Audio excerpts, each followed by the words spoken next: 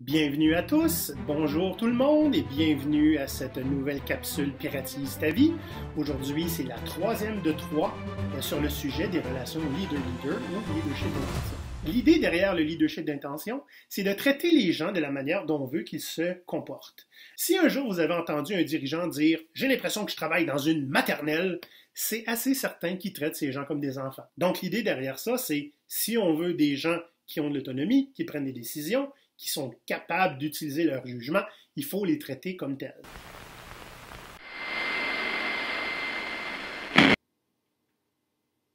Salut, c'est le Olivier du futur qui vous parle. Vous voulez des preuves? Cheveux du futur, t-shirt du futur, chat du futur. En faisant l'édition vidéo de la capsule que vous regardez, je me suis rendu compte que j'aurais aimé ajouter de l'information, donc j'ai voyagé du futur jusqu'à dans la capsule pour pouvoir vous la donner. Ce qui est super important de comprendre dans le concept de relation leader-leader, c'est que c'est en opposition au système de leadership qu'on connaît actuellement. Traditionnellement, un leader a des followers, a des suiveurs. Okay? J'aime utiliser le terme français suiveux parce que ça fait un peu péjoratif, puis c'est un petit peu le but. L'idée, c'est que si un leader a besoin de followers, ça ne fait que perpétuer son statut de leader. Et ça perpétue aussi le statut de suiveux de ses suiveurs. Donc, tant qu'un leader entretient le statut de follower de ses followers, il ne crée pas de leader lui-même, qui devrait être normalement la première fonction d'un leader, c'est d'en créer d'autres. Je voulais vous donner ce petit détail-là, qui pour moi est super important, et je vous vois un petit peu plus tard dans la capsule.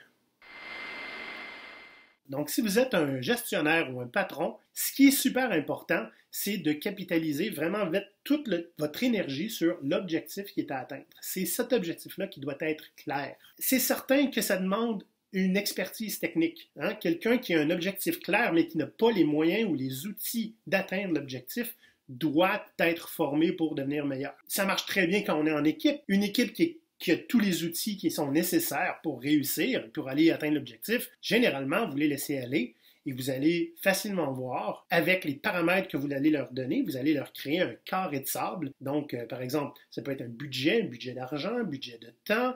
Vous allez leur donner, je ne sais pas, moi, vous êtes obligé d'utiliser telle technologie, tel outil, mais l'objectif doit être un objectif de valeur, c'est-à-dire pas juste faites un site web. Pourquoi on fait le site web? OK? Est-ce que c'est pour attirer plus de clients? Ben, donnez-leur un objectif, refaire le site web pour avoir 20% plus de visiteurs. Ah, OK.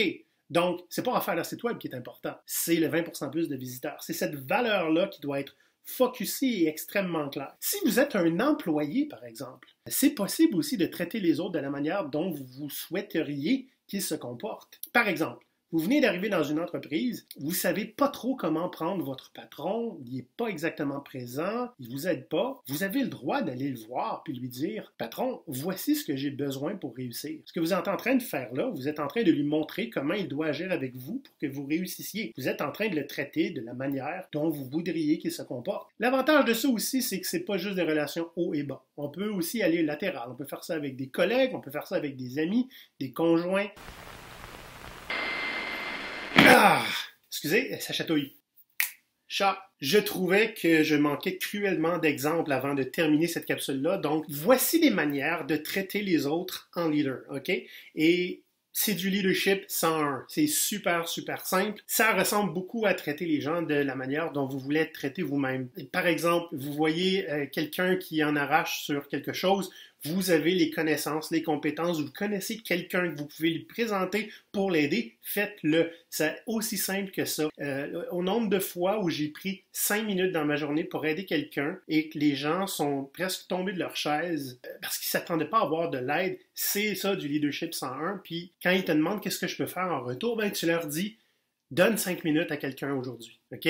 C'est exactement traiter les gens comme les leaders qu'ils sont. Leur donner les outils pour qu'ils puissent être autonomes, pour qu'ils puissent prendre des décisions pour eux-mêmes et qu'ils puissent surtout en venir à créer d'autres leaders eux-mêmes. Donc, c'est vraiment, pas nécessairement un cercle vicieux, mais c'est un pattern qu'on doit répéter tout le temps.